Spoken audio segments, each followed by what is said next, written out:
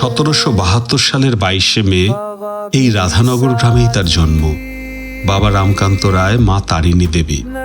সংস্কৃত শিখেছেন বারাণসীতে, আরবি আর ফার্সি পাটনায়, তারপরে ইংরেজি, হিব্রু, গ্রিক।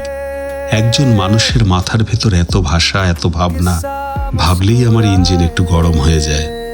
আজ আমরা তারই জন্মভূমির পথে চলেছি। আমরা এসে গেছি আমটা শেওগড়ি মোড়। এখান থেকে আমরা ডান দিকে যাব।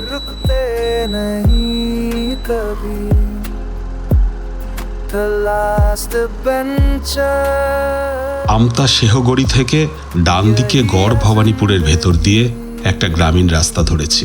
একদম মসৃণ মাখনের মতো রাস্তা। গুগল ম্যাপ বলছে এই পথটাই সবচেয়ে সহজ আর ফুয়েল এফিশিয়েন্ট। গুগলের ওপর ভরসা করতেই হয়, যদিও মাঝে মাঝে মনে হয় ও নিজেও জানে না আমাদের কোথায় নিয়ে যাচ্ছে।